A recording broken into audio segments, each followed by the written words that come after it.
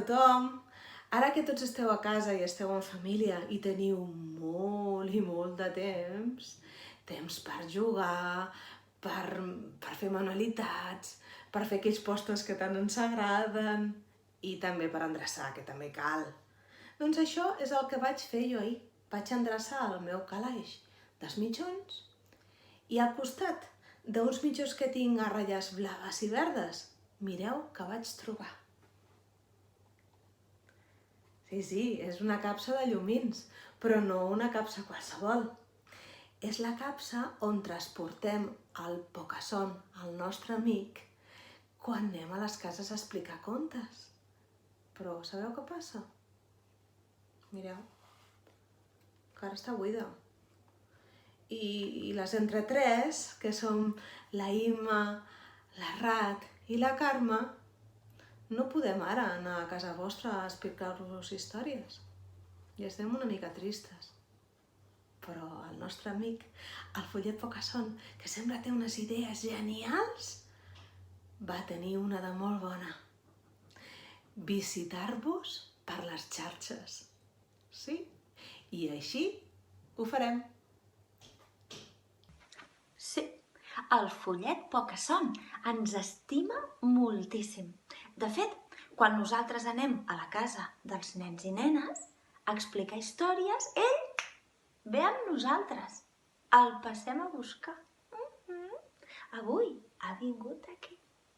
Que el voleu veure? Mira, Follet. Mira. Ui, és més bonic. Però, veieu? Ha vingut protegit, Com que ha hagut de sortir al carrer, s'ha posat una mascareta. Molt ben fet, Follet. Nosaltres, quan resulta que podem anar a les cases dels nens i nenes, ens l'emportem, perquè ell així pot escoltar moltes històries. I llavors, a casa dels nens i nenes, ell es pot asseure a la falda de qui vulgui. I tots escoltem. Però ara no podem anar a les cases. I, de fet, ell ha de tornar de seguida a casa seva. Com que el Follet de veritat se n'haurà d'anar corrents cap a casa seva, perquè ja ho sabeu que aquests dies no pot sortir ningú. Quan nosaltres us expliquem una història, anirem acompanyats d'un altre follet. Perquè vosaltres ja ho sabeu, oi? Que el follet autèntic, en Pocason, viu amb una família? Doncs mireu, qui ens acompanyarà quan expliquem contes serà aquest follet, el Follet de Ganxet. La Rat, la Carme i jo ens agrada tant tenir en Pocason a la vora que vam pensar que no sabíem si resistiríem tants dies sense el follet. Així doncs que ens en vam fer un de ganxet per tenir-lo més a prop i ens acompanyarà sempre que expliquem un conte. Així doncs, famílies, prepareu-vos. Orelles ben obertes, ulls ben oberts, cul enganxat a terra, que comencen les històries.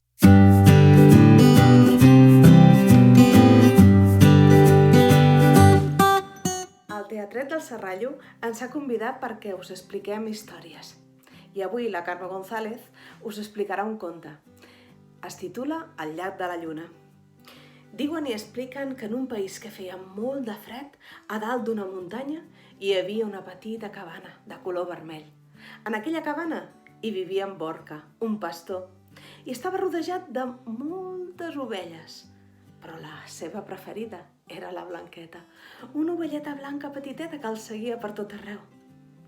Cada matí, en Borca anava al corral a obrir-li la porta a les ovelletes perquè passessin tot el dia menjant herba a la muntanya. M'ajudeu a obrir la porta? És una porta que pesa molt i que en Borca fa dies que no li fica oli, Vinga, va. 1, 2, 3...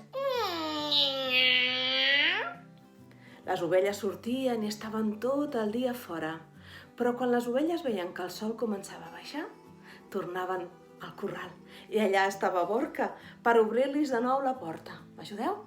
1, 2, 3... Quan totes les ovelles estaven dins, en Borca les comptava. 1, 2, 3, 4, 5, 6... I ja podia dormir tranquil. I així era el dia a dia de cada dia d'en Borca.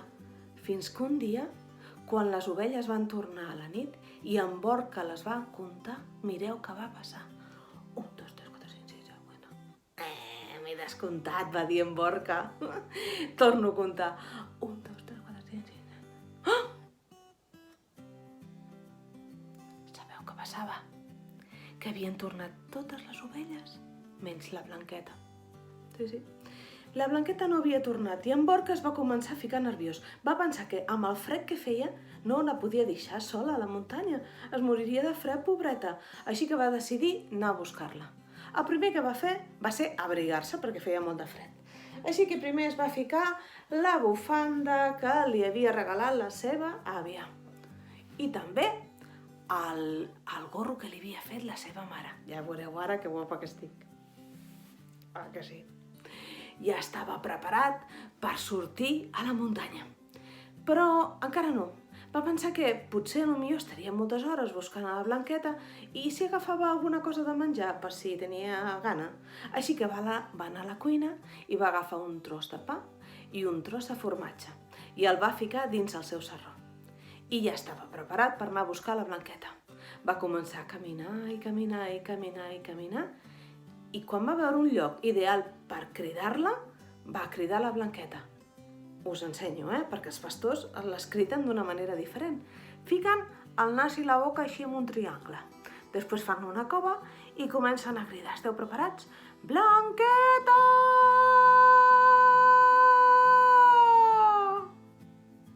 Però sabeu què? Per més que cridava, no s'escoltava res. El bosc estava dormit. Cap soroll, cap resposta.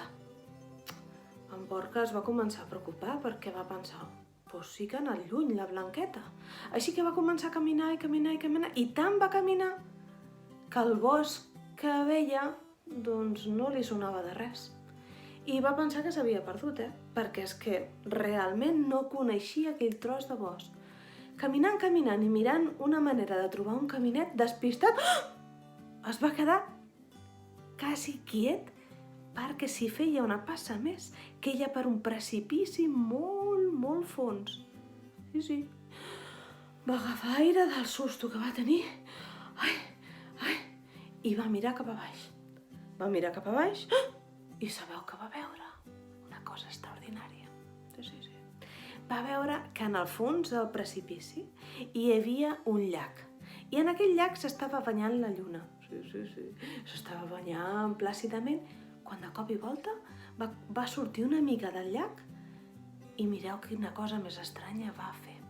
Va fer un moviment com el que fan els gossos quan estan mullats. Sí, aquest que fa. Sí. I es va treure tota l'aigua. I també petites pedres de color de plata que van envoltar tot el llac.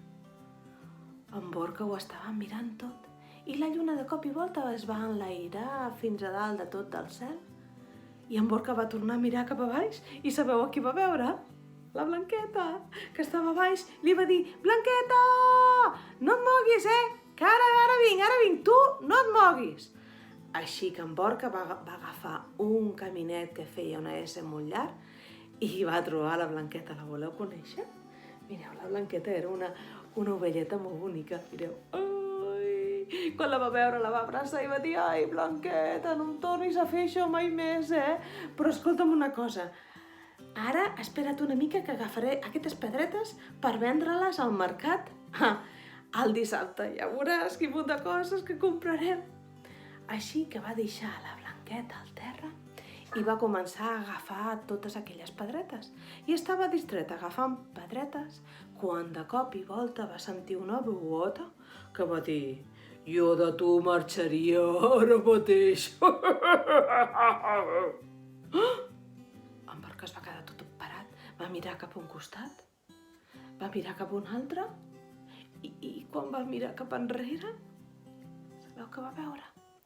Que darrere d'una roca de color verd va sortir unes orelles i a poc va sortir tot el cos d'un llop gris i gros. Així que en Borca es va espantar moltíssim, però va agafar aire una vegada i va dir: escolta'm, Tu és el que m'has dit que no sortiré d'aquí? Sí, jo de tu marxaria ara mateix. Quan surt el sol, fa reflexe a les pedres de la lluna i no trobaràs la manera de sortir d'aquí.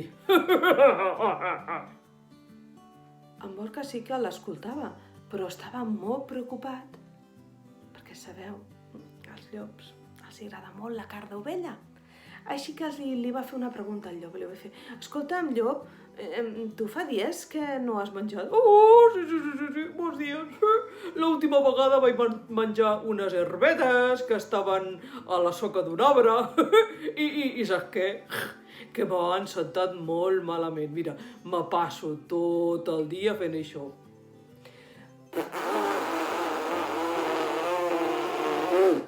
Ostres, tu quina pastufa, li va dir en Borca. Ui, perdona, és que sóc un llop vegetarià.